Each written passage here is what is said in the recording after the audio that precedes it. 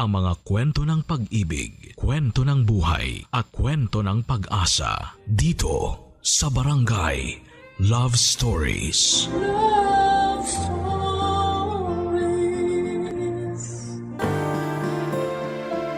Ang pagmamahal ay hindi palaging may kapalit.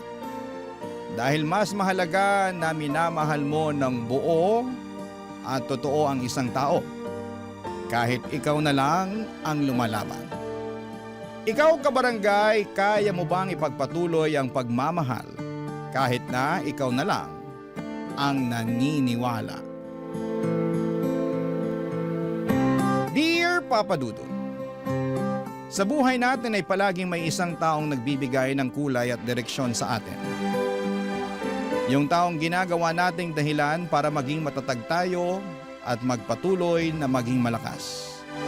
At masasabi ko na walang ibang pwedeng makapagbigay kulay sa buhay ko kung hindi ang nag-iisang anak kong si Marlon. Papa Dudo, tawagin niyo na lamang po ako sa pangalang Selly. 51 years old at nagtatrabaho bilang mananahe sa isang pabrika. Maaga kong nabiyuda dahil namatay sa stroke ang asawa ko. Kaya naman mula noon ay mag-isa ko nang tinataguyod ang anak kong si Marlon. Maswerte ako na may mabubuting tao na handa pa ring tumulong sa akin noon. Pero hindi talaga naging madali ang pagiging single parent ko. Pero kinaya ko para sa nag-iisang anak ko. Dahil wala naman na siyang ibang aasahan kung hindi ako lamang, Papa Dudut.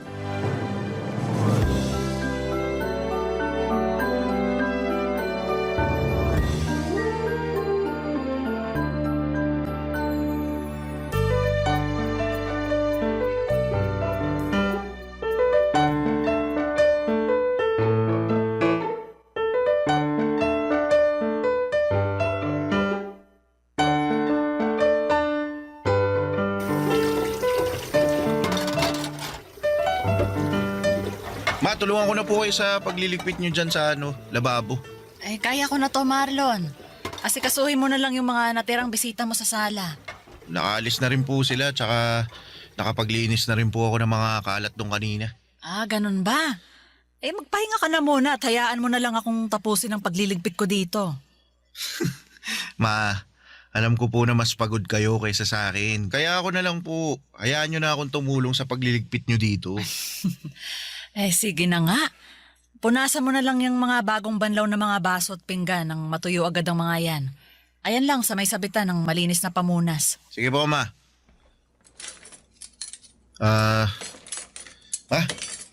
Thank you po pala sa paghahanda nyo para sa pagtatapos ko ng high school. Wala kang dapat na ipagpasalamat sa akin. Kasi alam mo namang matagal ko na rin plinano to. Ilan buwan pa lang bago ang graduation mo, tinanong na kita kung anong mga pagkain ang gusto mong lutuin ko para sa espesyal na araw na to. Opo. At ang sabi ko po sa inyo noon, ayos lang sa akin kahit hindi na tayo maghanda para hindi na kayo mapagod sa pagluluto.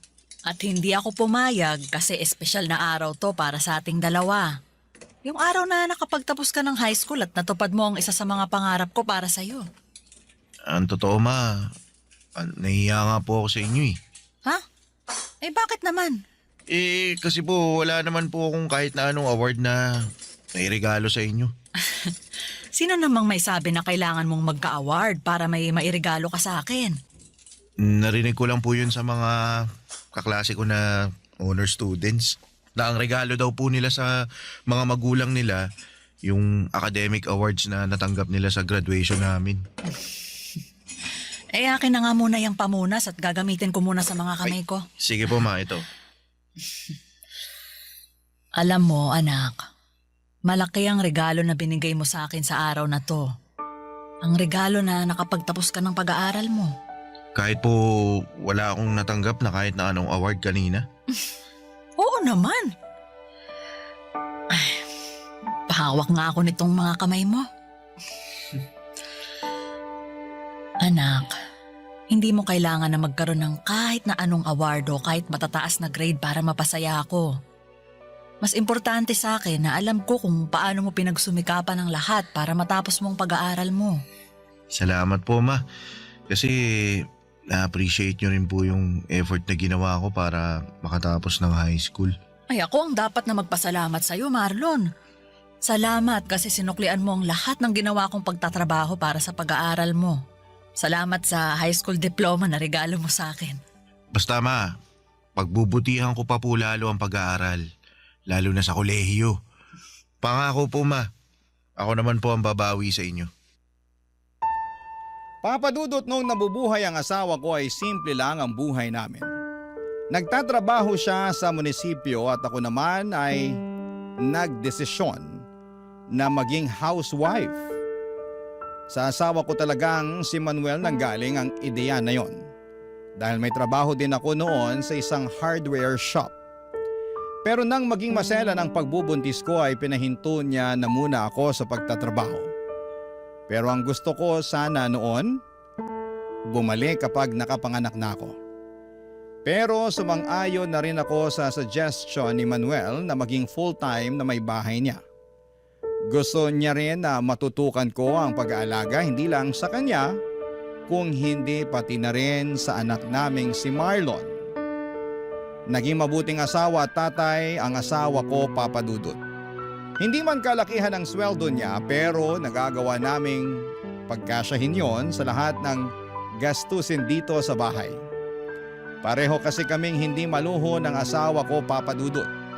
Kaya naman ang gastos namin ay para lang sa mga importanteng bagay o kaya ay sa mga espesyal na okasyon.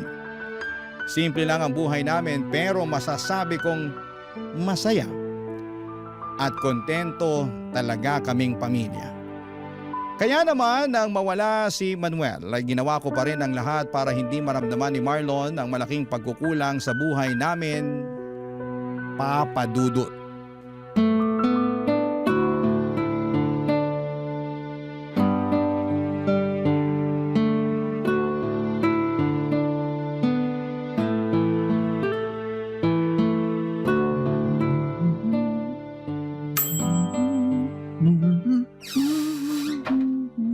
Oh, Marlon, ang aga mo naman yatang nakauwi ngayon. Opo ma, hindi po kasi pumasok yung professor sa last subject kaya yun, cancelled yung klase namin. Ah, sakto ang uwi mo. Kasi katatapos ko lang din halos mag-bake. Uy, nag-bake po pala kayo ng paborito kong banana cake. Ayos. Nag-request kasi yung ninang Pia mo para sa birthday ng anak niya. Request din daw ng anak niya kaya hindi na ako nakatanggi na mag-bake para sa kanila. Pwede mo nang kainin yung nasa isang tray dahil yan ang first batch na binake ko. Sige po ma, kukuha na po ako dito ha.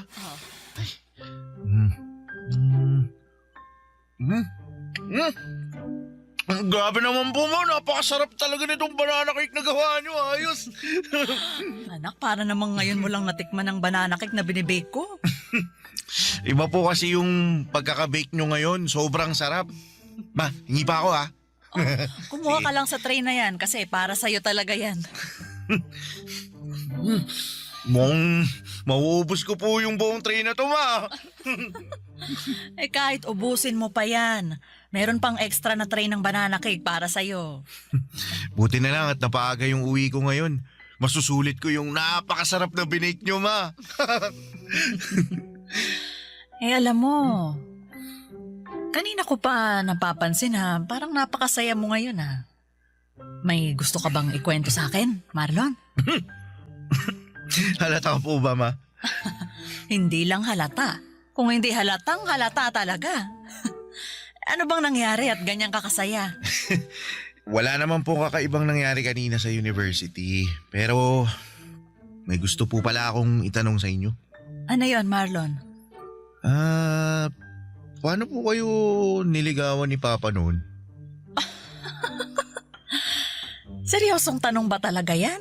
Opo, kasi bigla po akong na-curious sa sa love story niyong dalawa. O sige, sasagutin ko na ang tanong mo. Ang papa mo kasi, hindi mahiyain tapos makulit, na parang ikaw. Mahilig siyang magbigay ng mga regalo pero hindi yung mga mamahaling bagay. Kung hindi yung mga simpleng bagay na alam niyang makakapagpasaya sa akin, kagaya ng mga bulaklak na pinipitas niya sa mismong bakuran ng bahay nila, O kaya prutas at gulay mula sa tanim nila. O yung mga pagkain na siya mismo ang nagluto. Ang effort naman po pala ni Papa sa mga regalo niya sa inyo. Oo. Kasi ang sabi niya, gusto niya na lahat ng bagay na ibibigay niya sa akin, totoong pinaghirapan niya. Yun daw kasi ang paraan niya para patunayan na seryoso siya sa panliligaw na ginagawa niya sa akin. Ikaw ba, anak? May napupusuan ka na bang babae na gusto mong ligawan? Po? Ako po? Oo. Ay, ikaw lang naman ang anak ko at nag-iisang kausap ko ngayon dito sa kusina.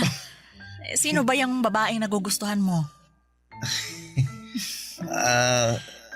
Ano po Kaklase mo ba yan? hindi po, pero estudyante rin po siya sa university na malapit sa amin. Giselle po yung pangalan niya, ma. Ganda siya. Mabait. May cute na dimple sa magkabilang pisngi niya. Tapos kapag ngumingiti po siya, mas lalo po siyang nagiging cute sa paningin ko. Tsaka mabait po talaga siya. Sigurado ako, magugustuhan niyo po siya, ma.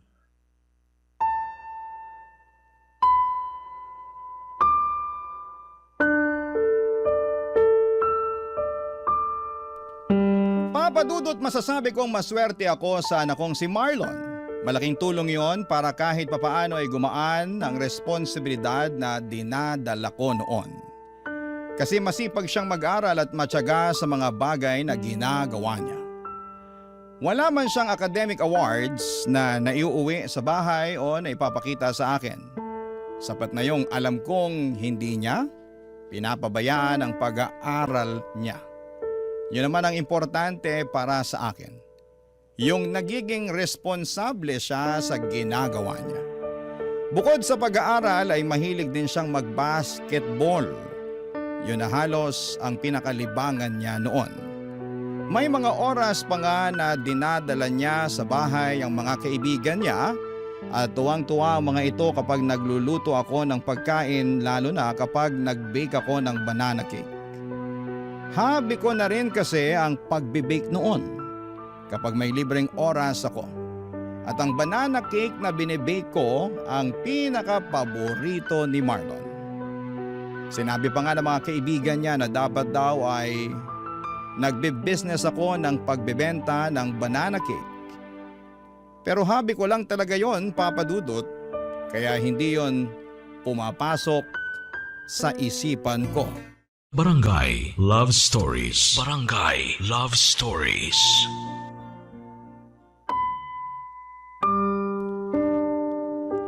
Papadudot, hindi madalas magkwento si Marlon ng tungkol sa mga babaeng nagugustuhan niya. Naririnig ko lang sa mga kwentuhan nila minsan na may mga kaibigan niya na nag-uusap kapag nakatambay sila sa bahay. Ang pag-aasaran nila ay tungkol dito. Kaya nang magkwento na sa akin si Marlon ay natuwa talaga ako. Kasi yun ang unang beses na ginawa niya yon. Nararamdaman ko kaagad na medyo malalim ang pagkagusto niya kay Giselle. Kasi iba ang mga ngiti sa labi niya habang nagkukwento tungkol dito. Papadudot, madalas din na hawak niya ang cellphone niya kapag nasa loob siya ng bahay. Nakangiti habang nakaharap dito. Sa 10 oras naman ng gabi ay naririnig ko rin ang boses niya na mahinang nagsasalita at tumatawa. Sigurado akong si Giselle rin ang kausap niya noon. Wala naman akong ibang nakikitang problema at masaya pa nga ako kasi nakikita kong inspirado ang anak ko. Alam ko rin na hindi niya naman pinapabayaan ang pag-aaral niya. Malaki kasi talaga ang tiwala ko sa kanya noon, Papa Dudut.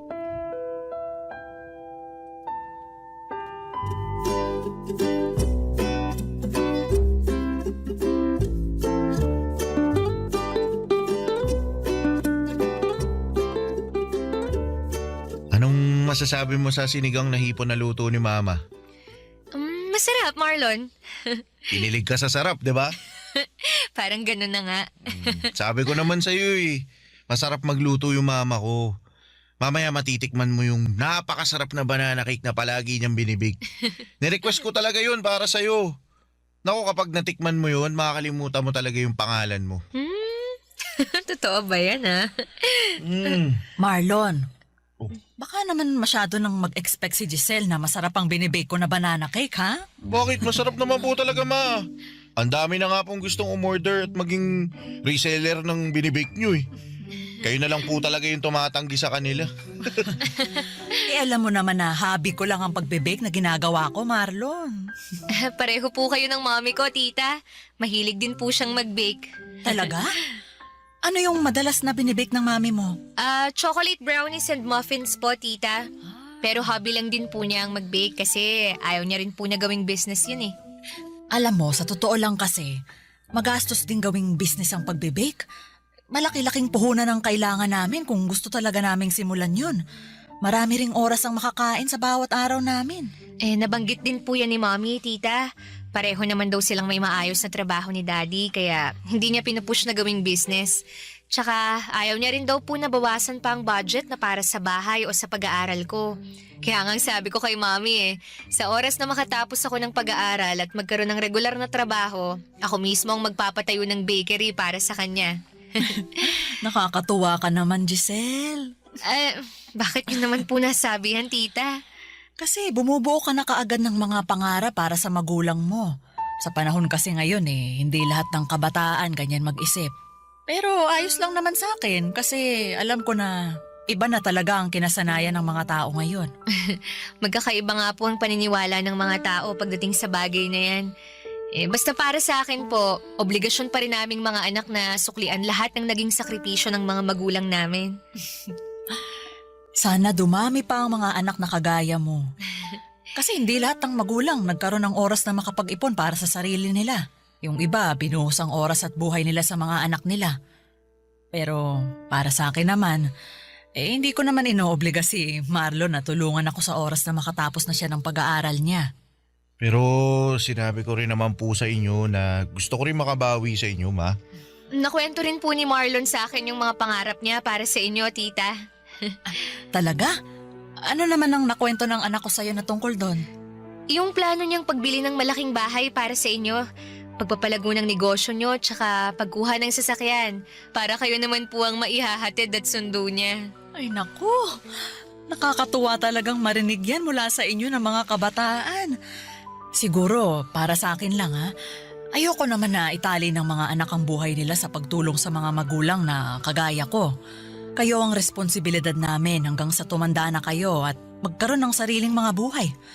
At kahit anong mangyari, responsibilidad naming mga magulang ang sarili namin.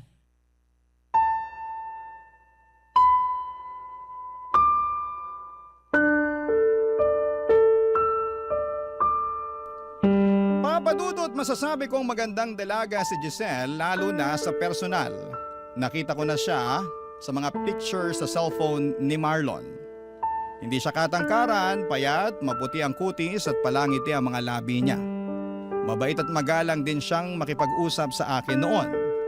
Naramdaman ko na nahihiya pa siya sa akin dahil panay ang gamit niya ng po sa tuwing magsasalita siya.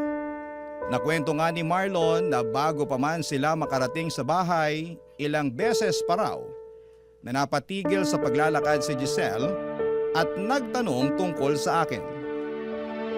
Ang sabi niya sobrang kinakabahan daw talaga ito na makilala ako. Halata talaga yon sa boses niya noong magkausap kami. Pero hindi naman nagtagal noon at naramdaman ko na kahit papaano ay nagiging magaan na ang loob niya na kausap ako. Sa unang beses na nakilala ko ng personal si Giselle bilang nililigawan ng anak ko ay nagustuhan ko na kaagad siya para kay Marlon. Naisip ko kaagad na makakasundo ko siya dahil nakikita ko ang sarili ko sa kanya. Kagaya ko ay nag-iisang anak lang din pala siya ng mga magulang niya. Pangarap niya na makapagtapos ng pag-aaral at matulungan ng papa at mama niya. Naniniwala raw kasi siya na kailangan niyang suklian ang lahat ng sakripisyo ng mga ito sa kanya, Papa Dudut. Kaya noon pa lang ay natutuwa na kaagad ako dahil mukhang maayos na babae ang napiling ligawan ng anak kong si Marlon, Papa Dudut.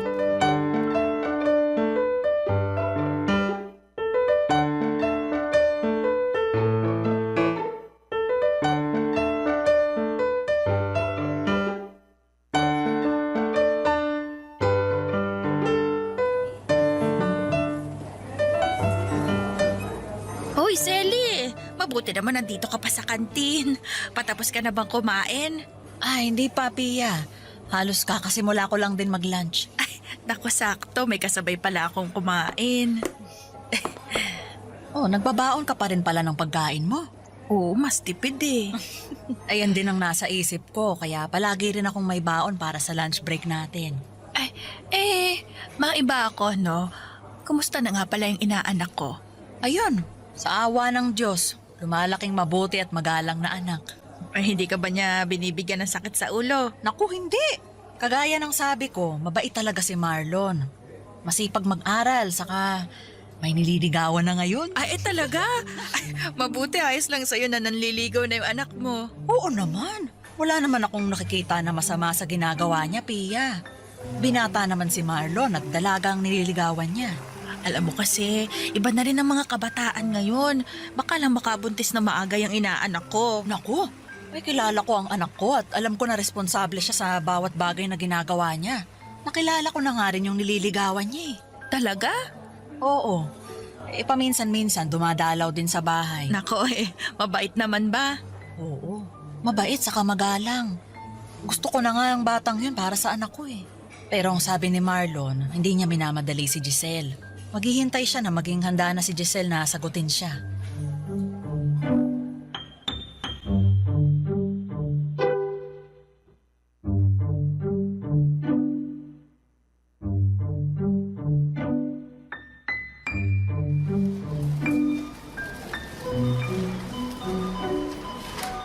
Wala na ba tayong nakalimutan na isama dito sa grocery cart natin, Marlon? Mukhang wala na pong kulang, ma. Nandito na po lahat ng nasa listahan na pinakita nyo kanina. Mabuti naman. Pumwesto na tayo dun sa may pinakamaikling pila na cashier para makapagbayad na tayo. Sige, ma. Tara po.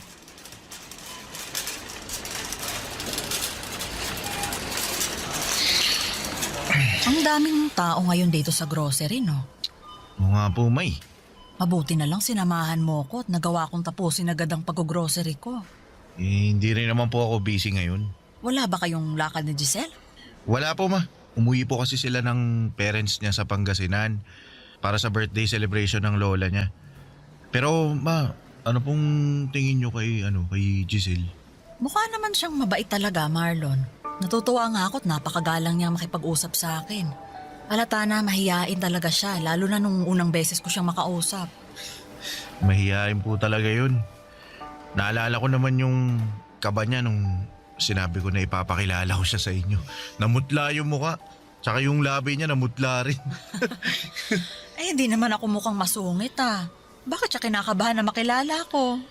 First time niya raw po kasi na maipakilala sa magulang ng nanliligaw sa kanya. Sabi ko naman po, ang dahilan kung bakit dinala ko siya sa bahay para makilala niya ang espesyal na tao sa buhay ko. Kung sino yung nagbibigay ng buhay sa akin at humubog sa kung sino ako ngayon.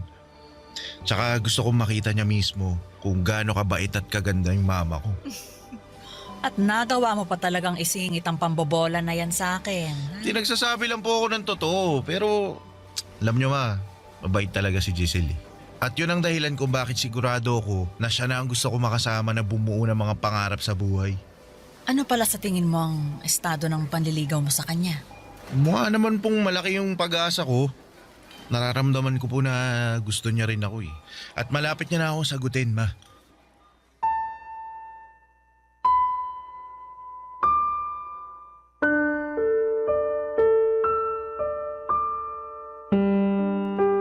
Papadudot kagaya ng sinabi ko kanina, yun ang unang pagkakataon na may naikwento sa akin si Marlon na tungkol sa babaeng nagugustuhan niya. Natuwa ako dahil mas nagiging open na siya sa akin tungkol sa personal na buhay niya. Kahit malapit kami sa isa't isa ay hindi naman kasi namin na pag-uusapan ang tungkol sa bagay na yon. Naisip ko pa nga na kung nabubuhay ang asawa kong si Manuel ay baka mas makapagkwento pa sa kanya si Marlon.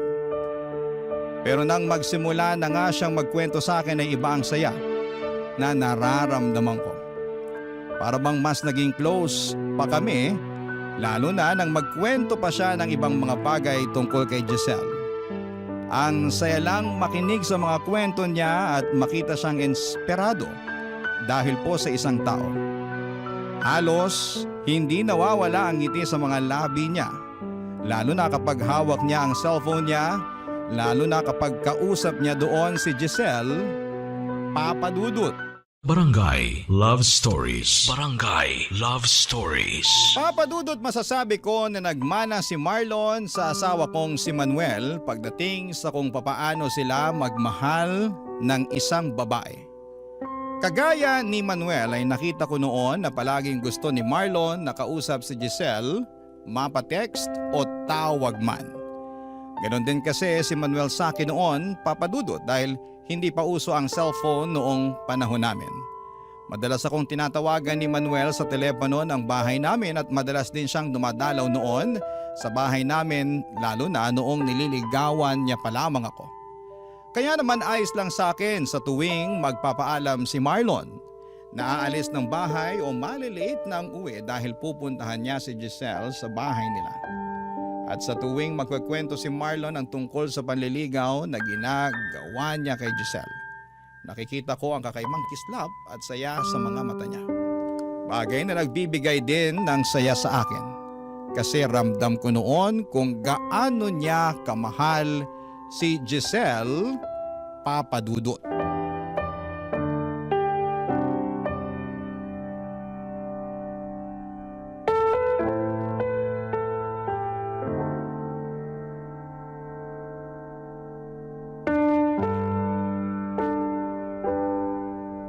Oh, Marlon, ayos ka lang ba? Opo, maayos lang ako. Sigurado ka? Opo. Eh bakit parang ibang boses mo kanina? Nagbubukas pa lang nitong pinto, naririnig na kitang halos nanggigigil dyan sa cellphone mo. May problema ba, anak? Sinabi ko na nga wala akong problema, di ba? Ano po ba mahirap intindihin sa sinabi ko? Ayos lang po ako, kaya hindi nyo na kailangan paulit-ulit na tanungin. At hindi mo rin kailangan na magtaas ng boses habang kausap mo ko, Marlon. Pasensya na po, ma. Ayos lang. Ano ba kasing problema? Sino ba yung parang paulit-ulit na tinatawagan mo? Wala po, ma. Yung kaklase ko lang po yung tinatawagan ko kasi may kailangan ako itanong tungkol sa research paper namin eh. Sige po, papasok na muna ako sa kwarto kasi may gagawin pa ako eh.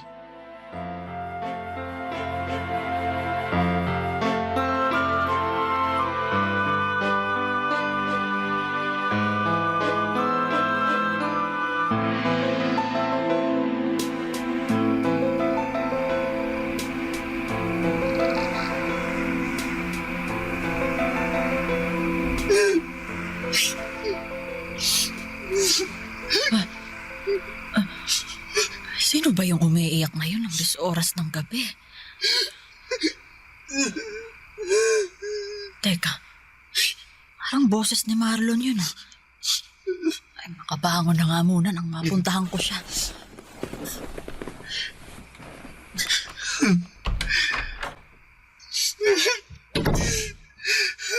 Ginawa ko naman lahat. Saan ba ako nagulang? Ba't hindi ako yung pinili mo? Marlon, anak! Ma, sorry po kung nagising kayo. Kailan ka pa natutong uminom ng alak? Pasensya na po. Kailangan ko lang po ng pampatulog. Anak, ano ba talagang problema? Wala po, ma. Ayos lang po ako. Huwag niyo po ako lalahanin. Hindi ka maayos.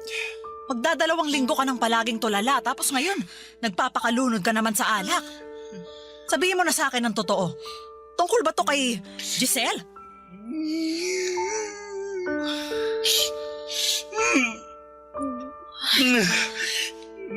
Nag-away ba kayo ni Giselle? May hindi ba kayo naging pagkakaunawaan? Ano ba talagang nangyari, Marlon? Kinausap ko po kasi si Giselle. Sabi niya, humito na raw po ako sa ginagawa kong panliligaw sa kanya. Baka naman kasi gusto lang niya na mas makapag-focus muna sa pag-aaral niya. Kaya niya sinabi yun. Ma, hindi po kasi yun yung dahilan kung bakit niya ako pinahinto sa panliligaw ko sa kanya. Ano bang naging dahilan niya? Sabi niya po kasi, sabi niya may boyfriend na raw po siya. May mahal na siyang iba kaya, wag ko na raw sayangin yung oras ko sa kanya. Ba't naman ganun? Ginawa ko naman lahat eh. Ginawa ko lahat para patunayan yung pagmamahal ko sa kanya pero bakit hindi po ako pinili niya? Bakit ako po yung naiwan? Anak, si Giselle lang ang makakasagot sa mga tanong mo, ha? Alam kong mahirap pero sa ngayon, kailangan mong magpakatatag.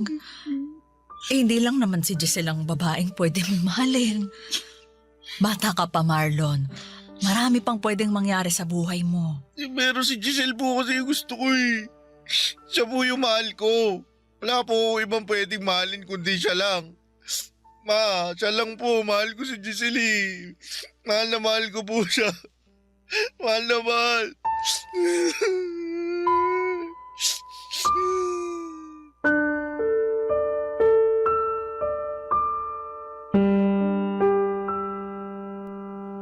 Papadudod, alam kong napakabata pa ni Marlon para maramdaman ang totoong pagmamahal para sa isang babae.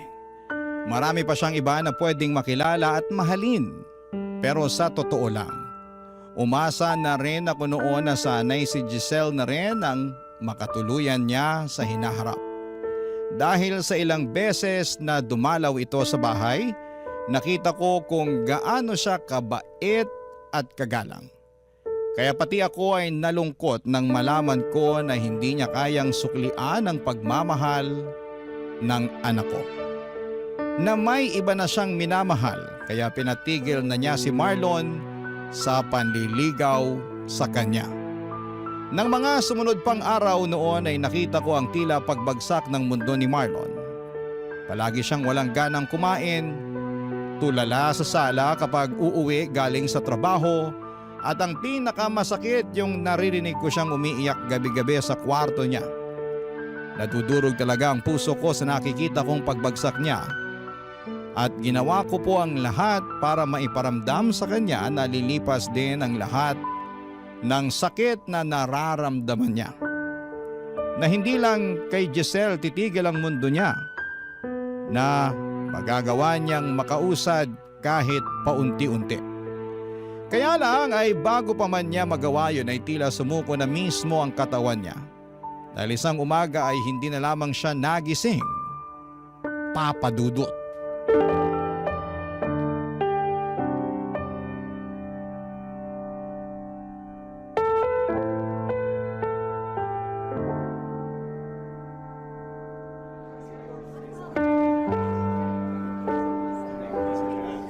Selly, hindi mo pwedeng pabayaan ang sarili mo.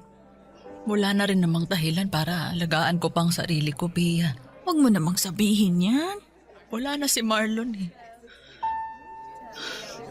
Wala na yung nag-iisang tao na nagbibigay ng dahilan para mabuhay pa ako sa mundong to.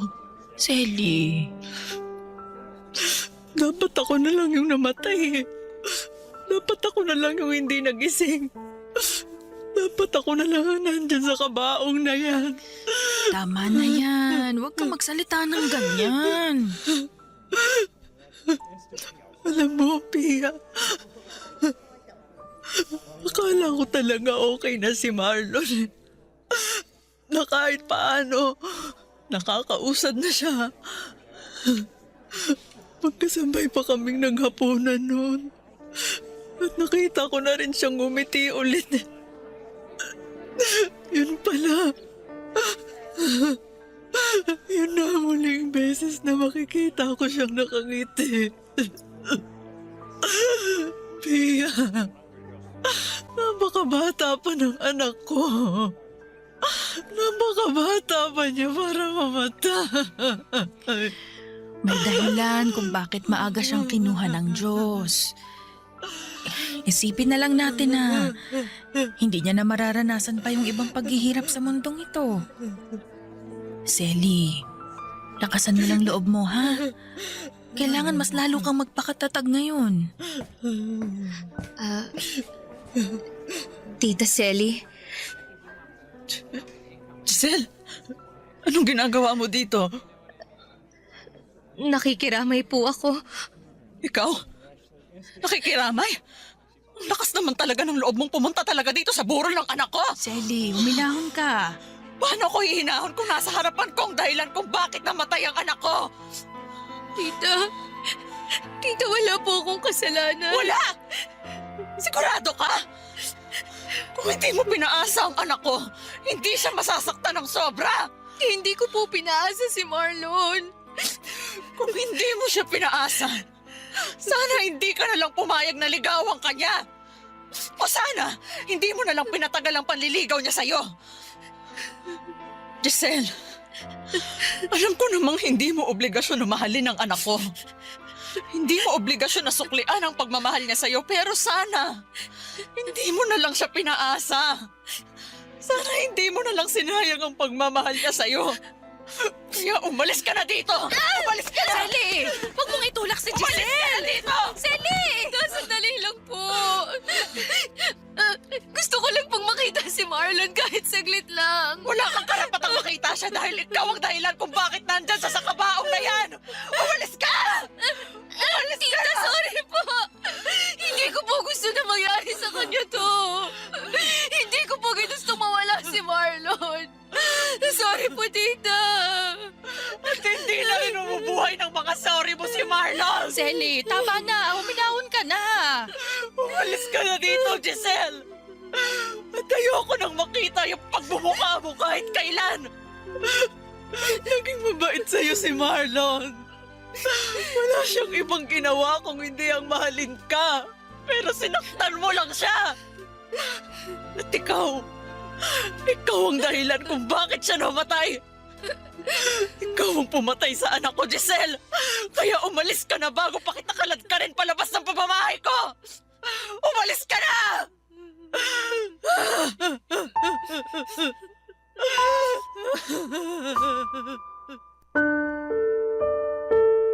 Bangungot ang kinamatay ng anak kong si Marlon Papadudot. Pero pakiramdam ko ako ang habang buhay na nabubuhay noon sa isang bangungot. At kung pwede lang ay magising na ako sa bangungot na yon. Kung pwede lang na sana ay hindi na lamang totoong wala na ang nag-iisang anak ko. Hindi totoong iniwanan niya na ako. Kaya lang kahit na anong kurot o sampal pa ang gawin ko sa sarili ko. Kahit na anong kirot pa ang maramdaman ko ay hindi na mababago pa ang katotohanang wala na si Marlon. Naalala ko pa ang huling gabi na nakausap ko siya. Nagawa niya akong sabayang kumain ng hapunan pero halos 3 subo lang ng ulam at kanin ang nagawa niya noon. Nagawa rin ngumiti ng mga labi niya kahit namumugto ang mga mata niya. Nagpasalamat din siya kasi palagi ko siyang kino-comfort. Hinahawakan niya ang kamay ko at muling ngumiti sa akin. Akala ko Papadudot ay okay na siya noon. Ang buong akala ko ay magiging maayos na siya. Umasa ako na kahit papaano ay babalik na siya sa dating sigla kahit paunti-unti. Na matututunan na niyang makausad kahit mabagal. Pero hindi pala. Hindi man siya ang sumuko, ang katawan niya naman ang nagdesisyon na hindi na lumaban pa. Papadudot, hindi niyo naman siguro ako masisisi kung nagalit ako kay Giselle, lalo na noong dumalaw siya sa burol ng anak ko. Nakita ko kung gaano siya minahal ni Marlon. Walang ibang ginawa noon ng anak ko kung hindi ang ipakita at iparamdam na seryoso ito sa panliligaw kay Giselle. Pero hindi yun nagawang suklian ni Giselle. Ang nasa isip ko sana noong una pa lamang ay hindi na pinatagal ni Giselle ang panliligaw sa kanya ni Marlon. Sana'y hindi niya pinaasa ang anak ko. Sana'y hindi niya pinalalim ang pagmamahal na nararamdaman noon Wala na ng rin namang anak ko dahilan Papadudot sa kanya. Hindi man siya pumatay sa anak ko, para sa akin ay siya ang naging dahilan ng pagkamatay ni Marlon. 2 taon na ang nakakalipas mula nang mawala si Marlon pero parang kahapon lang nangyari ang lahat. Parang kahapon lang niya ako iniwanan. At umaasa ako na sa paghilom ng sugat ng puso ko, Papa Dudut, dahil sa pagkawala niya, ay maghilom din ang galit na nararamdaman ko para kay Giselle. Dahil alam ko na hindi rin gugustuhin ng anak ko na patagalin ang nararamdaman kong galit para sa babaeng sobra niyang minahal.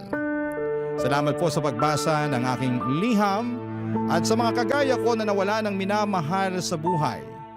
Naway makausad tayo at matutong magpatawad sa mga nakapanakit sa atin. Ang inyong kapuso at kabarangay forever, Selly. Anong say mo sa Barangay Love Stories na ito? Pagkwentuhan natin sa comment section yan.